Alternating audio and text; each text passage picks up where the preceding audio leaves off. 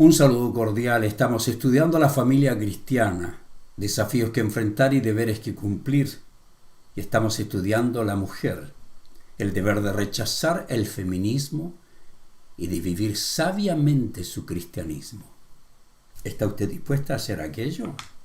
Es su obligación. No tiene opción. En el programa anterior estuvimos examinando algunas cosas importantísimas. Pasamos rápidamente, porque esta es una plática que tengo que ir rápido. Examinamos la historia, los inicios, el estado de una destructiva trayectoria llamada feminismo. La trayectoria del humanismo, del énfasis en la razón, del ignorar a Dios. Y rápidamente vimos el proceso del modelo divino y de familia, de la instalación de una cultura diferente. Pero Dios no quiere aquello. Así que ahora vamos a comenzar nuestra plática con algunas cosas que quiero enseñarle en primer lugar. ¿Ok? Estamos listos. Comencé con el otro, así que tengo que comenzar de nuevo. Ahora sí. Saludos cordiales, queridos amigos. Estamos estudiando la serie La familia cristiana, desafíos que enfrentar y deberes que cumplir. Y mi conferencia tiene que ver con la mujer, el deber de rechazar el feminismo y de vivir sabiamente su cristianismo. Escuche este principio. La Biblia condena todo acto de discriminación, maltrato, abuso, violencia contra todo ser humano y establece que es pecado el odio entre los dos sexos y condena todo extremismo, incluyendo el machismo y el feminismo. En realidad yo no debería estar hablando de machismo a los hombres sobre feminismo a las mujeres cristianas. Eso sería innecesario si todos comprendieran que una vez convertidos tenemos la obligación de abandonar todas nuestras afiliaciones a otro sistema de pensamiento que no sea el cristianismo. Y que debemos conocer cuáles son las prácticas y posiciones morales que tenemos nosotros. Estamos obligados a hacerlo. Porque en Cristo tenemos nueva vida. Convertirnos en hijos rebeldes, desobedientes, sujetos a consecuencias, impedidos de vivir en excelencia es cuando rechazamos a Dios. Note lo que dice: no améis al mundo, las cosas que están en el mundo. Si alguno ama al mundo, el amor del Padre no está en él, porque todo lo que hay en el mundo, los deseos de la carne, los deseos de los ojos y la vanagloria de la vida, no proviene del Padre, sino del mundo. ¿Cuándo se nos dice que no debemos amar el mundo? La Biblia se refiere al sistema de valores corruptos. Satanás es el Dios de ese mundo, que en este sistema contrario a Dios. Por eso Juan detalladamente expresa que el sistema de Satanás promueve los deseos de la carne, los deseos de los ojos y la vanagloria de la vida. Cada pecado imaginable se puede resumir en esos tres males: envidia, adulterio, orgullo, mentira, egoísmo. Todo surge de allí. La persona mundana es aquella que no actúa, no siente ni habla de acuerdo con la ley o enseñanzas de Dios, ya que su forma de vivir está unida a lo material, dejando a un lado lo espiritual. Las enseñanzas de Pablo a los romanos establecen que la persona que vive en la carne, donde reina el pecado y la muerte, tiene la mente dominada por impulsos que no son de Dios, no están sujetos a la ley de Dios, están bajo sentencia de muerte. A su vez, el creyente en Cristo, que está en el Espíritu donde reina la gracia y la justicia, por lo tanto disfruta de vida y paz. Amar al mundo significa estar dedicado a los tesoros de este mundo, su filosofía, sus prioridades. Y Dios le dice a sus hijos que establezcan sus prioridades de acuerdo a su sistema de valores eternos. Estamos llamados a buscar primero el reino de Dios y su justicia. Nadie puede servir a dos señores, dicen las Escrituras. No podemos estar dedicados al Dios de la Biblia y al mundo al mismo tiempo. Cuando entramos en la familia de Dios por la fe en Cristo, Dios nos da la capacidad para salir de este estilo de vida corrupto del mundo y nos convertimos ¿en qué? En ciudadanos de otro reino. Y nuestros deseos tienen que girar hacia el cielo. Empezamos a acumular tesoros eternos. Nos damos cuenta de lo que es verdaderamente importante es lo eterno, no lo temporal. Y dejamos de amar al mundo. El seguir amando al mundo de la manera que lo hacen los incrédulos paraliza nuestro crecimiento espiritual, nos hace inútiles para el reino de Dios. Tristemente, el feminismo ha permeado toda nuestra cultura, nuestras artes, nuestro sistema educativo. Cuando venimos a los pies del Señor, llegamos con diversas ideas preconcebidas, producto de nuestra formación. Es por eso que el feminismo no solo ha afectado a nuestras iglesias, en muchos casos es defendido por asistentes a las congregaciones, algunos ni saben lo que están defendiendo. Si bien la Real Academia Española solo define el feminismo como una ideología que defiende a las mujeres para que tengan los mismos derechos que los hombres, algo que debemos estar de acuerdo todos los creyentes. Varón y hembra fuimos creados a imagen de Dios, así que eso no es un problema. Wikipedia nos muestra que el objetivo del feminismo es la reivindicación de los derechos femeninos, así como cuestionar la dominación y la violencia de los varones sobre las mujeres y la asignación de roles sociales según el género. Allí es donde comienza. Hablemos un poco de la historia. Inicios y estado de una destructiva trayectoria. Desde Adán y Eva, los hombres han tratado de elegir sus propios caminos y desarrollar su vida conforme a sus deseos y sentimientos. Y la historia nos demuestra que en toda época el hombre ha querido independencia de Dios y ha realizado todo intento para convertirse en ¿qué? Su propio Dios. Hablemos de un proceso de rechazo al diseño divino. Lo que yo llamo el Dios de la imaginación, el rechazo del diseño divino. Parte de este proceso, rechazo de todo lo que conocemos, ha sido el resultado del pensamiento filosófico de distintas épocas. Los filósofos, hablemos de ellos, su cuestionamiento de Dios. Recuerde que la filosofía trasciende el ámbito meramente académico. Se muestra en el sistema de prácticas de una sociedad, en las instituciones, los movimientos artísticos, las ideologías políticas, las cosmovisiones científicas. Y Pablo nunca permitiría lo que permiten hoy líderes que dicen ser cristianos. Note este relato. Mientras Pablo los esperaba en Atenas, se indignó profundamente al ver la gran cantidad de ídolos que había por toda la ciudad. Iba a la sinagoga para razonar con los judíos y con los gentiles temerosos de Dios, y hablaba a diario en la plaza pública con todos los que estuvieran allí, y también debatió con algunos filósofos epicúreos y estoicos. Entonces los llevaron al Concilio Supremo de la ciudad. Ven y háblanos sobre esta nueva enseñanza. Dices cosas bastante extrañas, queremos saber de qué se trata. Cabe explicar que todos los atenienses, al igual que los extranjeros que están en Atenas, dice la Biblia, al parecer pasan todo el tiempo discutiendo las ideas más recientes. Todo filósofo no cristiano cuestionará nuestra teología, nuestras creencias, nuestra ética. Y eso ha ocurrido en la historia del hombre. Por ejemplo, desde 1764, la Iluminación o siglo de las luces. En la tradición filosófica occidental se la define como este tiempo en que la razón se impone a la fe. Se dio en el siglo XVII en Europa, se conoció como la era de la razón o ilustración. Y el resultado fue lógico. Buen resultado, separación de la iglesia y el Estado, más tolerancia y deseos de progreso. Ahí comienzan las cosas. Lo segundo que ocurrió, que influenció la sociedad y la cultura, fue la revolución industrial. Tuvo un efecto en la sociedad, la urbanización, los hombres yendo a trabajar a las ciudades, la manufacturación, lo que antes se hacía a mano, juntos en casa, la mujer y el hombre, hasta los hijos, o el campo. Ahora las industrias y la producción en las fábricas, y las mujeres ya no producían, y se inició el consumismo. Y lo tercero que resultó de los dos primeros fue un cambio en el arte y la cultura. La influencia en la sociedad. Lo que los filósofos piensan y dicen, los artistas los ven, lo cantan. Hoy cantan groserías, corridos narcotraficantes, hay cuadros pintados con sangre menstrual, con heces. El impacto que ha tenido esto en la sociedad. El siglo de las luces o iluminación. ¿Qué pasó? Dijeron, necesitamos ser más racionales, no tan espirituales. No puedes ver a Dios, dicen. Todo hay que tocarlo, hay que comprobarlo. Entonces nació el liberalismo teológico. Más razón, menos espiritualidad.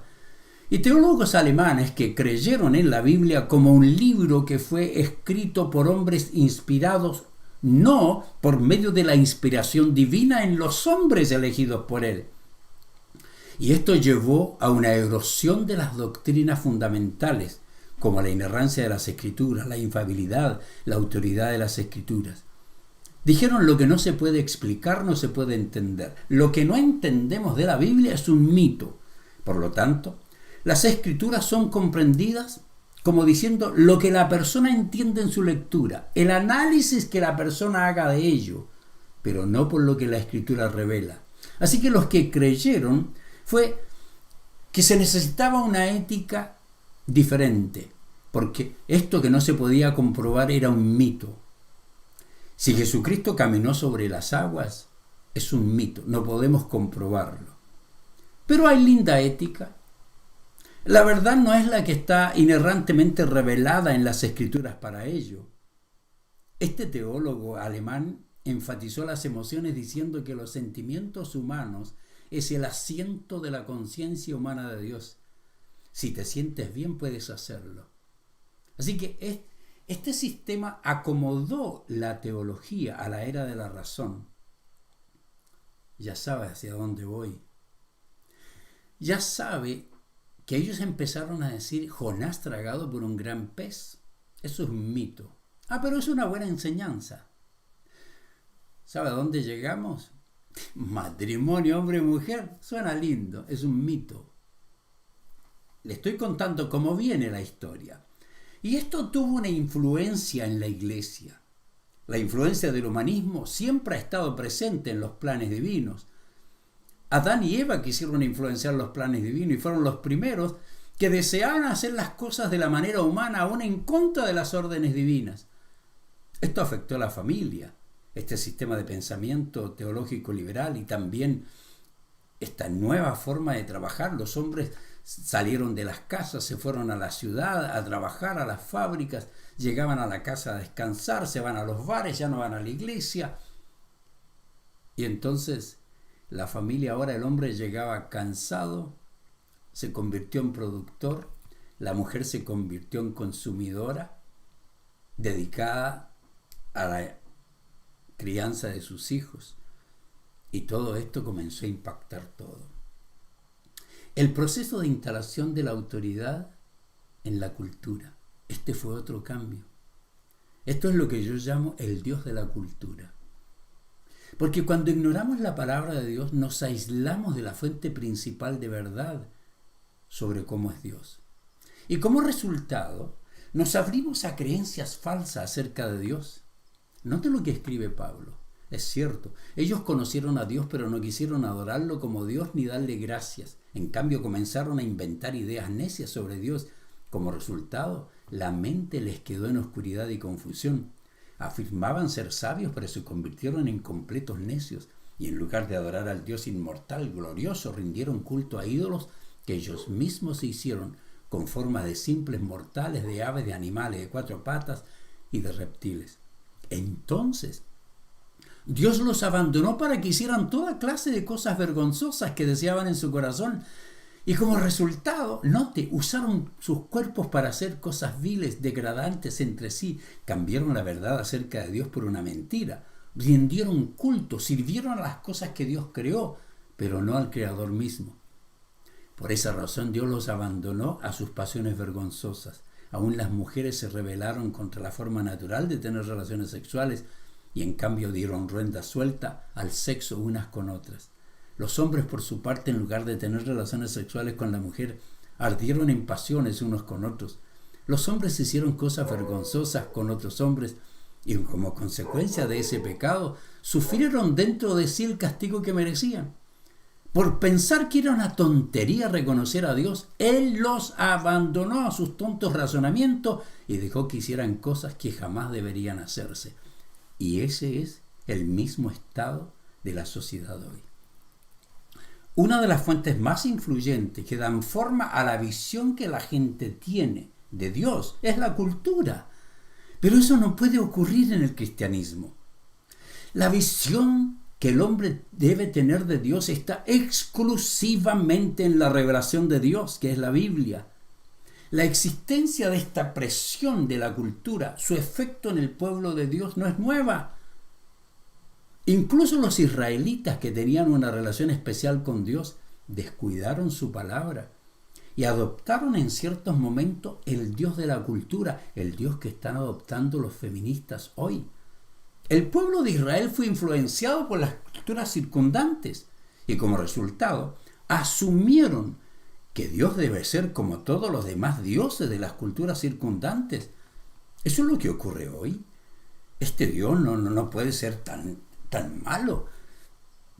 Este Dios tiene que tener compasión, tal como tiene la compasión la gente. La gente que no conoce a Dios tiene compasión. ¿Cómo los cristianos no vamos a tener compasión? La triste ironía es que Dios realmente advirtió a su pueblo que no se deje influenciar por los pensamientos de la cultura. Dios ordenó al pueblo de Israel que no hiciera nada con sus hijos, que no ofrecieran a sus hijos como holocaustos. Pero ¿sabe qué? Entonces, ¿de dónde salió esta idea que llegó al pueblo de Israel? ¿Llegó al pueblo de Israel? Note lo que le dice el profeta. Y porque han llenado este lugar con la sangre de los inocentes y han edificado los lugares altos de Baal para quemar a sus hijos en el fuego como holocaustos a Baal, lo cual no ordené ni decreté, ni me vino a la mente, dice Jeremías. Oh, usted dirá, pero ¿por qué está pensando eso, pastor? ¿Quién va a sacrificar a sus hijos hoy? ¿Quién? Las mujeres que cometen aborto hasta los 9 meses, 8 meses, 7 meses. No, usted no va a sacrificar a sus hijos por las deidades paganas, pero sí por el Dios yo. Todos somos propensos a imaginarnos un Dios que se parezca más a lo que pensamos, el Dios de nuestra imaginación, o al Dios de la cultura. Si no tenemos cuidado, la cultura machista, feminista, atea, agnóstica, moldeará nuestra visión de Dios. Por ejemplo, la cultura acepta mucho más el comportamiento homosexual que nunca, aún se celebra. En consecuencia, algunos piensan que un Dios tolerante con nosotros nos obliga a ser tolerante con los demás, independientemente de sus pecados. Y a medida que avanza la tecnología, el mundo comienza como a encogerse. Y hoy somos amigos y comemos en restaurantes musulmanes, hindúes, budistas, nos relacionamos con ellos, distintas tradiciones religiosas, desarrollamos amistades, estudiamos juntos, jugamos juntos, pero ahora hasta los religiosos quieren unir sus ideas. Y la palabra de Dios nos prohíbe unir nuestras ideas religiosas, éticas, valóricas con nadie. Necesitamos hacernos esta pregunta honesta. ¿En qué área de mi vida mi visión se parece más al mundo que a la palabra de Dios? Déjeme hablar de algunos planteamientos iniciales. Reacciones naturales frente a las injusticias fue lo que ocurrió. Obviamente, de allí nace y sigue creciendo el movimiento feminista. Sí, libertad, querer buscar que los hombres no abusen, totalmente de acuerdo. Pero pronto se convirtió en una ideología que lleva a las mujeres a usar su poder, su sexualidad y su libertad para tener control.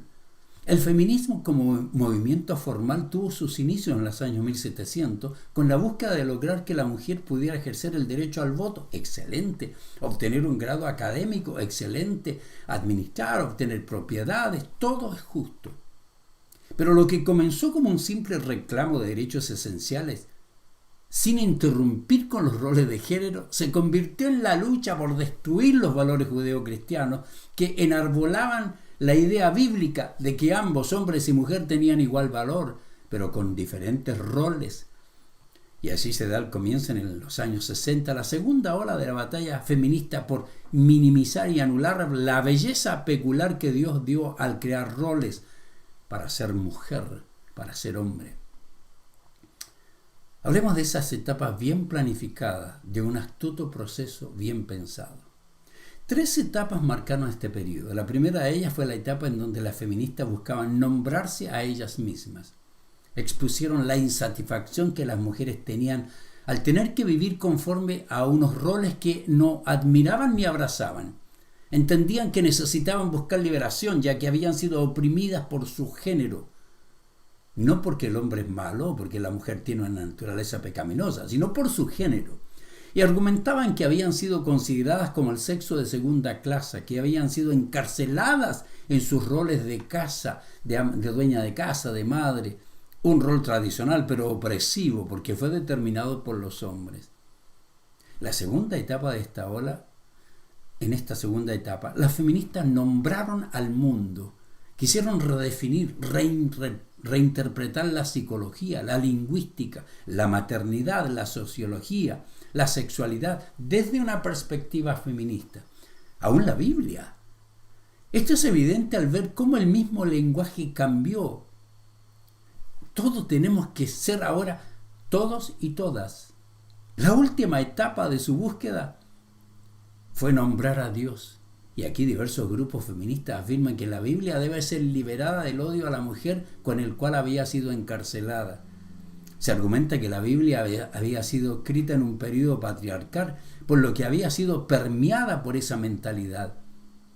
Y una de las afirmaciones que particularmente me asombraron más es su insistencia en llamar a Dios Padre, Madre Dios. Impresionante. Hablemos de extremos del presente que aumentarán en el futuro. La lucha feminista no ha cesado. En este momento experimentamos una búsqueda energética de aceptación de los matrimonios del mismo sexo, legalización del aborto en todos los países, la mujer es exhortada a hacer lo que quiera con su cuerpo.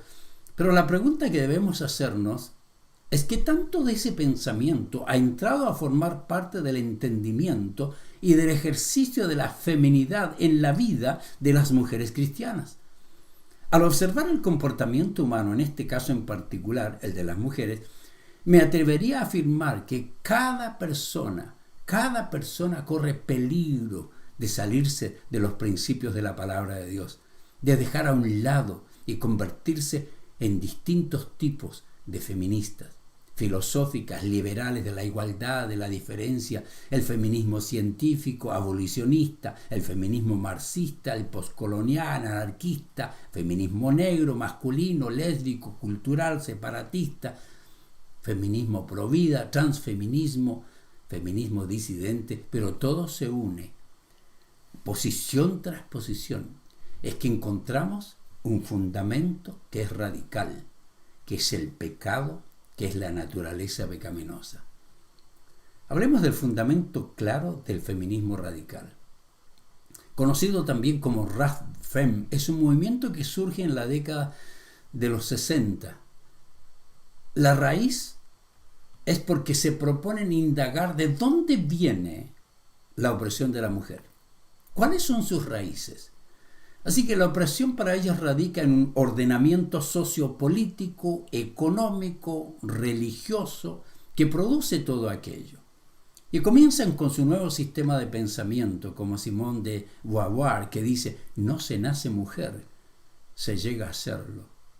Anticonceptivos libres para no abortar, aborto libre para no morir. Y el feminismo radical nació en la década de los años 60, impactó en sus planteamientos del marxismo, del socialismo. El feminismo comenzó a impregnarse en todos los lugares de la sociedad. La lucha gay se unió al mundo feminista para lograr su revolución sexual. Los cambios que esta revolución logró, muchas cosas. Aumentaron las tasas de divorcio, hogares monoparentales, descenso del número de hijos por mujer, no deseo de casarse, mantenerse solo, ¿para qué casarse? Así que todo esto empezó a afectar también la idea de la familia tradicional, que sin embargo nosotros seguimos luchando para que se mantenga lo que Dios determinó. Ahora, querer mantenerse en la familia como Dios demanda, no es un asunto sencillo. Es un asunto que debemos seguir haciéndolo, porque Dios demanda que nosotros vivamos de la manera que Él ordena. Concluyo con esto. Satanás se rebeló contra Dios y se convirtió en el enemigo más grande del extraordinario y sabio diseño divino. Su primer engaño a los humanos lo realizó los primeros padres, Ellos fueron creados para amar a Dios y sujetarse totalmente a su voluntad soberana. Pero por la influencia del padre de las mentiras que vino a hurtar, matar y destruir, pensaron que Dios no les decía la verdad y que seguían la voluntad satánica y hacían lo que Dios le dijo que no hicieran. Serían como dioses capaces de determinar lo que es bueno y lo que es malo. Satanás sigue influenciando de la misma manera, influenciando la humanidad, la cultura, para que los humanos sigan rebelándose contra el diseño divino y se mantengan esclavos de sus ideas, de sus pensamientos, de sus pasiones, emociones y sentimientos. Nunca abandone el diseño divino.